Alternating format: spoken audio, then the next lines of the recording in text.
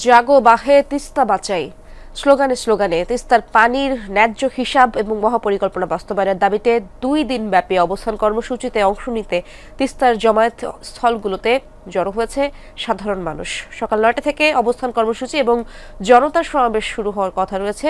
তিস্তা অববাহিকার 11টি স্পটে কয়েক হাজার তাঁবু, বড় বড় প্যান্ডেল ও মঞ্চ করা হয়েছে।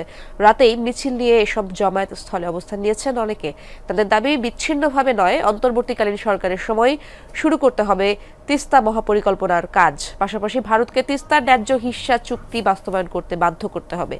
আয়োজকরা জানান, আন্তর্জাতিকভাবে তিস্তার ক্ষতবিক্ষত পরিস্থিতি তুলে ধরে ভারতকে তিস্তা চুক্তি বাস্তবায়নে চাপ প্রয়োগ করতে এই উদ্যোগ নেওয়া হয়েছে। কর্মসূচিতে নদী অববাহিকার 2 পারে 242 কিলোমিটার জুড়ে গণপদযাত্রা, মানববন্ধন ও সাংস্কৃতিক কর্মসূচি সহ রয়েছে নানা আয়োজন। এসবের মধ্য দিয়ে তিস্তা পারে মানুষের জীবন ও জীবিকা তুলে ধরা হবে।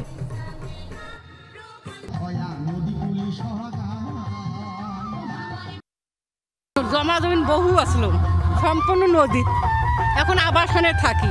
বাড়ি ঘর ভেঙে কিন্তু এই নদী গর্ভে বিলীন হয়ে যাচ্ছে এবং এতে করে মানুষ নিঃস্ব হচ্ছে।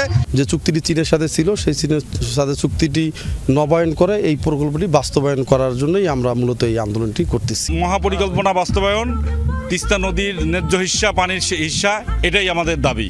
যে তিস্তার যে ভাঙন হয়ে এই অঞ্চল ছিন্ন বিচ্ছিন্ন হয়ে গেছে, সেগুলো মানুষকে পুনর্বাসন করা এবং একটা মহাপরিকল্পনার আওতায় তিস্তাকে শাসন করা, খনন করা, এখানে ইকোনমিক জোন করা হোক, এখানে হাউজিং করা হোক, এখানে পর্যটনের ব্যবস্থা করা হোক, সামগ্রিক বিষয়টা।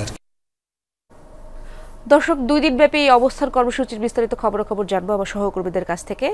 শুরুতেই যেতে চাই আমার রংপুরে মহিপুর পয়েন্টে আছেন আমার সহকর্মী সরকার মাঝারুল মান্নান। মাঝার, আয়োজনের সার্বিক প্রস্তুতি কেমন দেখছেন এবং কত মানুষ সেখানে জড়ো হয়েছেন? যমুনা স্মার্ট রেফ্রিজারেটর, স্মার্ট লাইফে স্মার্ট রেফ্রিজারেটর। তিস্তা নদী রক্ষা আন্দোলনের যে 48 ঘন্টা লাগাতার যে কর্মসূচিটি দেয়া হয়েছে, সেই কর্মসূচির মহিপুরের যে পয়েন্টে আমরা আছি এবং এটি এই তিস্তা অববাহিকার প্রায় 11টি স্থানে এই জমায়েতের আয়োজন করা হয়েছে এবং এই জমায়েতের আয়োজনে যদি আমরা একটুখানি দেখাতে পারি, এখানে এরই মধ্যে লোকজন আসতে শুরু করেছেন এবং সকাল 6টা নাগাদ এই কর্মসূচিটি আনুষ্ঠানিকভাবে শুরু হওয়ার কথা। অর্থাৎ আপনি দেখবেন যে তিস্তার যে মহিপুর সড়ক সেতু আছে, সেই সড়ক সেতুর কোল ঘেঁষে কিন্তু এখানে 3টি স্পট করা হয়েছে এবং 3টি স্পটে অসংখ্য তাঁবু করা হয়েছে, বড় তাঁবু, ছোট তাঁবু এবং LED মঞ্চ করা হয়েছে।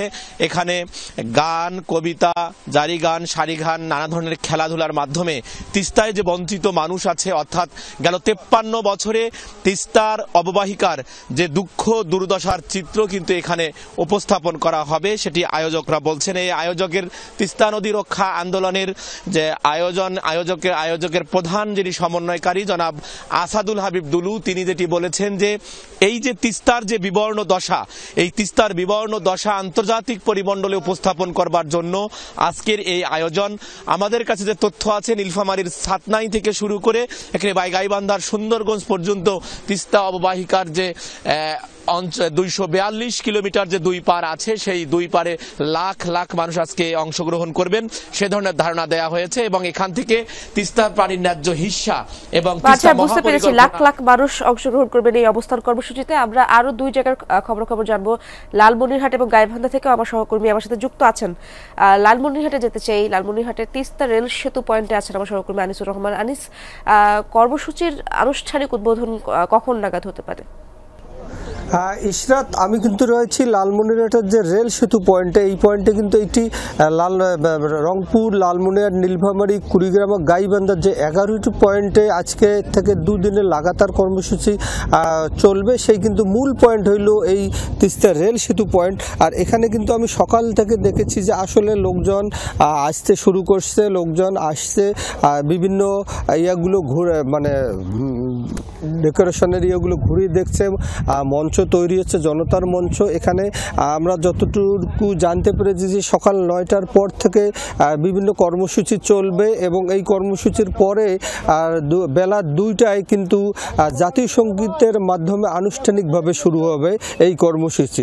এবং অতিথি হিসেবে আজকে থাকছেন বিএনপির মহাসচিব মির্জা ফখরুল ইসলাম আলমগীর এবং ভাইস চেয়ারম্যান শামসুজ্জামান দুদু, আমরা এটি জানতে পেরেছি। তবে এদিকে যে লালমনিরহাটের আরও 4টি পয়েন্ট রয়েছে, তিস্তা ব্যারেজ, মহিপুর সেতু, মহিষকছা আর সহ 5টি পয়েন্ট, এইটা হলো রেল সেতু পয়েন্ট। এছাড়াও রয়েছে উলিপুর, সুন্দরগঞ্জ সহ টোটাল 11টি পয়েন্টে আজকে থেকে 2 দিনের লাগাতার এই অবস্থান কর্মসূচি চলবে।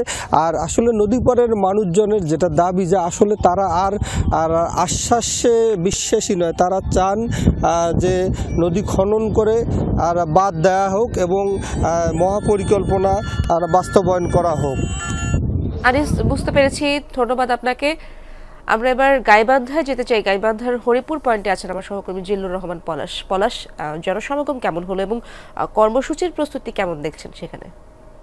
ইসরাত, আসলে এই কর্মসূচির আনুষ্ঠানিকতা শুরু ঠিক দুপুর 2টা থেকে শুরু হবে আনুষ্ঠানিকভাবে, এবং এরই মধ্যে এই হরিপুর তিস্তা সেতু পয়েন্ট যেটি রয়েছে 11টি পয়েন্টের একটি পয়েন্ট, সেই 11টি পয়েন্টের একটি পয়েন্টে কিন্তু ইতিমধ্যেই এই যে কর্মসূচি হাতে নেওয়া সেই সভাস্থল যেটি রয়েছে সেখানে কিন্তু আশপাশে যে এলাকার লোকজন রয়েছে তারা কিন্তু এই আসা শুরু করেছেন। ইতিমধ্যে আমরা দেখতে পাচ্ছি যে এই যে মঞ্চ করা হয়েছে সেই মঞ্চের লোকজন আসা শুরু করেছে, এবং এই আশপাশের যারা মানুষজন আছে তারা একই দাবি জানাচ্ছেন যে তিস্তার যে পানির যে ন্যায্য হিসাব রয়েছে এবং এখানকার যে মেগা প্রকল্প বাস্তবায়নের দীর্ঘদিনের মানুষের যে দাবি, সেই দাবিটি একভাবে যে সকাল 9টার পর থেকেই কিছু আনুষ্ঠানিকভাবে কর্মসূচির কার্যক্রম শুরু হবে বলে আমাদেরকে এখানকার আয়োজন যারা করেছেন তারা কিন্তু আমাদেরকে জানিয়েছেন। মূলত এখানে যারা আয়োজন করেছেন তারা যেটি বলছেন যে সকালে সেমিনার হবে, সেমিনারের পরেই সং হবে, এরপরে জারি গান, ভাওয়াইয়া গান, মুর্শিদি গান এবং তিস্তার মানুষের যে দুঃখ দুর্দশা রয়েছে সেই দুঃখ দুর্দশা ধরে কিন্তু নাটক মঞ্চায়িত হবে, এমনটি কিন্তু আমাদেরকে জানিয়েছে। সর্বোপরি বলা চলে যে তিস্তার এই প্রবাহিকার গাইবান্ধার সদর উপজেলার কামারজানি, মোল্লাচর 2টি ইউনিয়ন এবং সুন্দরগঞ্জের বেলকা, কাপাসিয়া, হরিপুর, চণ্ডীপুর, তারাপুর এবং সুন্দরগঞ্জের বেলকা, কাপাসিয়া, হরিপুর, চণ্ডীপুর, তারাপুর এই অঞ্চলটা কিন্তু তিস্তার একেবারেই মাছ দিয়ে প্রবাহিত হচ্ছে। এই এলাকার মানুষরা প্রায় নদী ভাঙ্গনের শিকার হয়, যেমন নদী ভাঙ্গিয়ে তারা বসতভিটা হারিয়ে বস্তুহারা হয়ে পড়ে, পাশাপাশি প্রতি বছরেই কিন্তু বন্যাতেও মানুষের কিন্তু এখানে ঘরবাড়ি হারিয়ে বিলীন হয়। সবকিছু মিলেই বলা চলে যে তিস্তা অববাহিকার যে তীরবর্তী যে মানুষরা রয়েছে তারা কিন্তু দুর্বিষহ একটা জীবনযাপন করে, সেই দুর্বিষহ জীবনযাপনের পরিত্রাণ পাওয়া অর্থাৎ উত্তরণ পাওয়ার জন্য কিন্তু এই মেগা প্রকল্প বাস্তবায়নের দাবি। ধন্যবাদ আপনাকে পলাশ।